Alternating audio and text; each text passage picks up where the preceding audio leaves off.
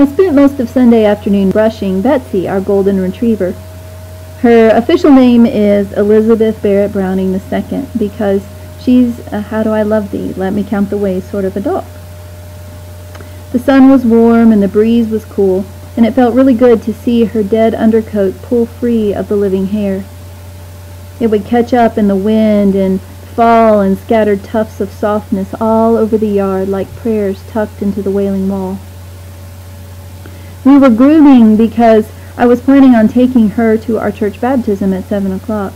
Our church does its baptisms at the state park, among the Appalachian Mountains and the Canadian geese, and big-haired women who wear jorts and drink beer on their plastic floaties.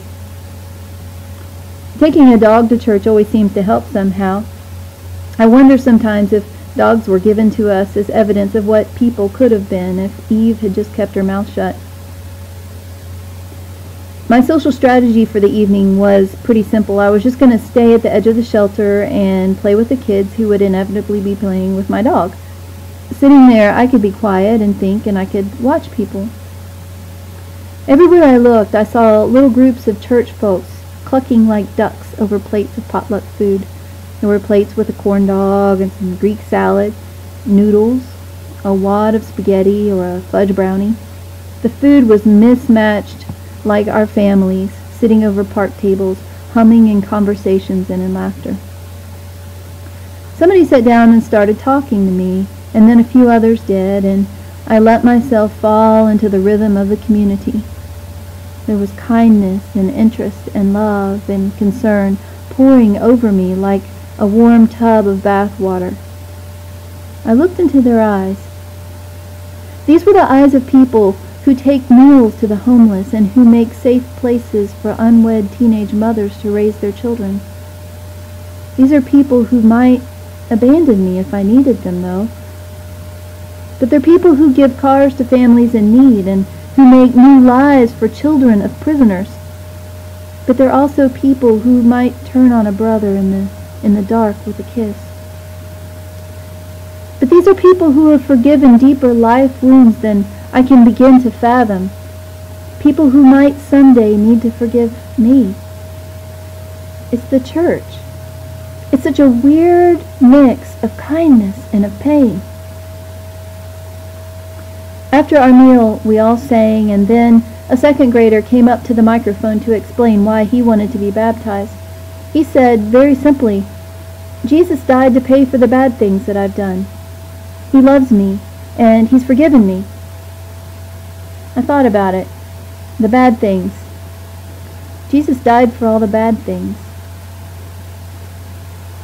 I'm always sort of baffled when people tell me that all religions point the same direction, that they're all different paths to the same God. I guess it sounds good, it's PC, but in my disillusionment, I checked out a lot of options over the years. I found gods of self-improvement and gods of enlightenment, deities that would let me earn my goodness, different ways for mortals to reach toward heaven. But I never found anything else where holiness reached down into brokenness and where eternal love reached down into hate, where perfection came down and put on a body and lived among the dirt and among dirty people who would fail over and over and over again. He loves them and He pays for them. He pays for the bad things despite our awful selves. The church, this stumbling team of oxen carrying the name of God, why does He let us do it? Of all the things God could have done, He decided to use the church to carry the ark? It's a mystery to me, a great mystery. It seems like He might have done it some other way altogether, but He didn't. God chose to show up among the shadows and the lights of a people who carry His name. He chose to die for them, even though we fail and we fail and we fail. He moves among them, despite them, and none of us are worthy, and none of us are able. We stumble, we stumble, we stumble. Lord, have mercy. Christ, have mercy. Lord, have mercy.